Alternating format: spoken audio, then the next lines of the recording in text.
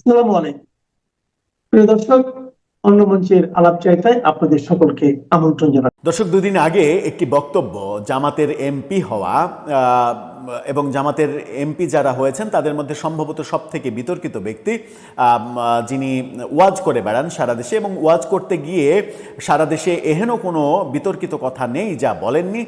বলছিলাম আমির হামজার কথা। কুষ্টিয়া ৩ আসন সদর থেকে নির্বাচিত হয়েছেন তিনি। কুষ্টিয়া বাংলাদেশের সাংস্কৃতিক রাজধানী, সেই সাংস্কৃতিক রাজধানীতে লালনের দেশে কুষ্টিয়ার ভোটাররা আমির হামজাকে বিজয়ী করেছে। এটা একটা বড় ঘটনা বাংলাদেশের জন্য। সেই আমির হামজা প্রকাশ্যে বর্তমান জ্বালানি বিদ্যুৎ মন্ত্রী ইকবাল মাহমুদ টুকু তাকে নাস্তিক বলেছেন, ধর্মবিদ্বেষী বলেছেন। তারা অবশ্য যে কাউকে যাকে ইচ্ছা তাকেই নাস্তিক বলেন, তাতে কিচ্ছু যায় আসে না। অথচ ধর্মে স্পষ্ট বলা আছে যে কাউকে তুমি নাস্তিক বলতে পারো না, কাউকে নাস্তিক বলার অধিকার তোমার নেই। যাকে তুমি নাস্তিক বললে সে যদি নাস্তিক না হয়ে থাকে তাহলে সেই ব্যাপারটা তুমি হয়ে যাবে। অর্থাৎ তুমি যাকে এটা বলছো সে যদি ওটা না হয়ে থাকে তাহলে ওইটা তুমি, নাস্তিকটা তুমিই হয়ে গেলে। নিজের মতো করে ধর্ম ব্যাখ্যা করা, ধর্মের যে অংশটুকু নিজের পক্ষে যায় সেই অংশটুকু ওয়াজে প্রাধান্য দেওয়া, এই কর্মযজ্ঞগুলোর জন্যই বেশি সমালোচিত এই ব্যক্তিরা হরহামেশাই যাকে ইচ্ছা তাকে নাস্তিক, মুরতাদ, কাফের এগুলো বলেই চলেছেন সমাজে। অথচ এই সমাজ সেগুলো নিয়ে ভাববার মতো সময় খুঁজে পাচ্ছে না। এবার এই বক্তব্যের জন্য আমির হামজার বিরুদ্ধে একটা মামলা হয়েছে এবং সেই মামলাটা 100 কোটি টাকা ক্ষতিপূরণের মামলা। চলুন একটু জেনে দেখি আমির হামজার বিরুদ্ধে যখন মামলা হলো তখন বিএনপি এই ব্যাপারটাকে কিভাবে দেখবে। কারণ আগের উদাহরণ রয়েছে যেটা খুব একটা এই ধরনের মামলাকারীদের পক্ষে যাওয়ার ঘটনা ঘটতে আমরা দেখিনি। সেই আলোচনাই করবো এই ভিডিওতে। থাকবেন পলিটিক্স টিভির নিয়মিত আয়োজনে।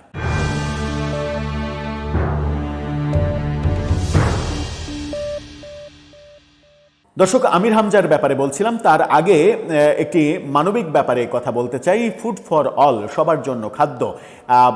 অসহায় ক্ষুধার্ত মানুষের কাছে রান্না করা খাবার নিয়ে যাওয়ার একটা মিশন, একটা ভিশন নিয়ে তারা সামনে এগোচ্ছে 5 জন তরুণ। ফুড ফর অল তাদের চ্যানেলের নাম। ক্ষুধামুক্তির জীবন্ত মিছিল, এই স্লোগান নিয়ে তারা সামনে এগোচ্ছে, অসহায় মানুষকে খাবার দিচ্ছে। ডেসক্রিপশন বক্সে লিঙ্ক দেওয়া থাকবে, তাদের চ্যানেলটা সাবস্ক্রাইব করে তাদেরকে অনুপ্রাণিত করবেন যেন এই বার্তাটা, মানবিক বার্তাটা 18 কোটি মানুষের কাছে পৌঁছে যেতে পারে, যেন আমরা সবাই মানবিক হতে পারি। যাদের সামর্থ্য আছে তারা যেন ক্ষুধার্ত মানুষকে এক মুঠো অন্ন দিয়ে পাশে দাঁড়াতে পারি। চলে যাচ্ছি মূল আলোচনায়। বলছিলাম আমির হামজার কথা। আমির হামজা ইকবাল মাহমুদ টুকুকে নাস্তিক বলেছেন এবং নাস্তিক বলার কারণে তার বিরুদ্ধে হয়েছে মামলা। 21 টেলিভিশনের এই শিরোনামটা দেখে নিন। সেখানে বলা হচ্ছে আমির হামজার নামে 100 কোটি টাকার মানহানি মামলা।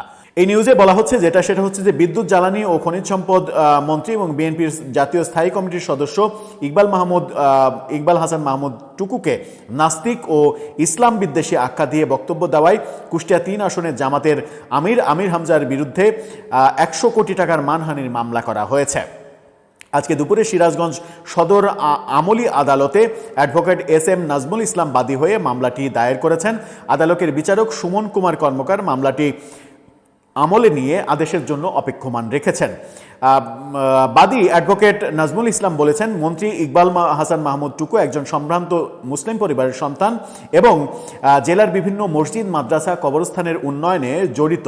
26 মার্চ মুক্তিযোদ্ধাদের সম্মান জানিয়ে দেওয়া বক্তব্যকে কেন্দ্র করে আমির হামজা তাকে নাস্তিক আখ্যা দিয়ে তার মানহানি করেছেন। এই ঘটনায় দণ্ডবিধির 500 ধারায় মামলাটি দায়ের করা হয়েছে।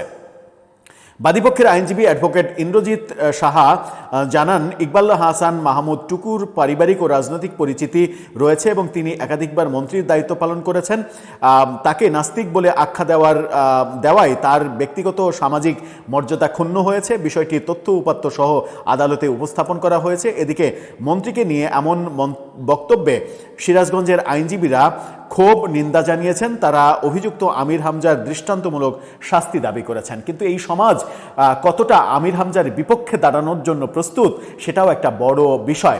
ইকবাল হাসান মাহমুদ চৌধুরীর বিরুদ্ধে যে তাকে নাস্তিক বলা এবং এই মামলাটা যখন করা হলো সিরাজগঞ্জে, তখন আমরা যদি একটু পেছনে ফিরে তাকাই, এর আগে মির্জা আব্বাসের নামে যাচ্ছে তাই কথা বলা নাসিরউদ্দিন পাটোয়ারির বিরুদ্ধে ঢাকার একটি আদালতে মামলা করেছিলেন বিএনপির তেজগাঁও অঞ্চলের এক নেতা, এবং সেই মামলা করাই তেজগাঁও অঞ্চলের এই নেতাকে শাস্তির মুখে পড়তে হয়েছিল, তাকে বহিষ্কার করার ঘটনাটাও আমরা দেখেছি। তার মানে হচ্ছে যে বিএনপি নাসিরউদ্দিন পাটোয়ারির বিরুদ্ধে মামলা করে ব্যাপারটাকে উস্কে দেওয়া, ব্যাপারটা নিয়ে জলঘোলা করা, এটা চায়নি। এবার আমির হামজার বিরুদ্ধে, নাসিরউদ্দিন পাটোয়ারি এনসিপির নেতা, আমির হামজা তো জামাতের এমপি, সুতরাং আরও বড় জায়গায় আমির হামজা, তার বিরুদ্ধে যখন এই মামলা হলো তখন সিরাজগঞ্জের এই ব্যক্তির বিরুদ্ধেও নিষেধাজ্ঞা কিংবা শাস্তি নেমে আসে কিনা বিএনপির পক্ষ থেকে, সেটা একটা বড় ব্যাপার। কারণ মামলাটা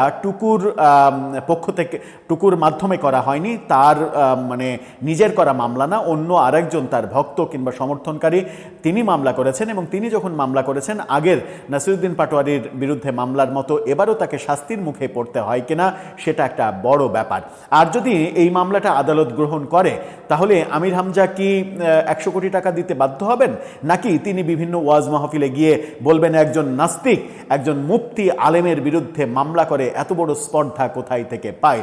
কারণ যারা ওয়াজ করেন তারা সামনে বসে থাকা অসহায় ধর্মপ্রাণ মানুষ, যারা ধর্মের প্রতি অনেক দুর্বল, তাদেরকে ভুলভাল বুঝিয়ে তাদেরকে নিজের মতো করে হাদিস কোরআনের ব্যাখ্যা তৈরি করে, মানে তর্জমা একটা জিনিস আর তাফসির নিজের মতো করে ব্যাখ্যা দাঁড় করানোর যে চেষ্টা, তাদের এই ব্যাখ্যা দাঁড় করানোর চেষ্টায় আমরা বহু জায়গায় দেখেছি, এবং সেগুলো করে আবার নতুন করে এই মামলা করার জন্য নতুন করে ইকবাল হাসান মাহমুদ টুকু বিপদে পড়ে যান কিনা সেটাই এখন দেখার বিষয়। এটাও যে জামাতের পক্ষ থেকে কোনো বক্তব্য আসে কিনা, কারণ এখন আর আমির হামজা সাধারণ কোনো ওয়াজি নেই, তিনি একজন সংসদ সদস্য এবং একটি রাজনৈতিক দল প্রধান বিরোধী দলের সংসদ সদস্য।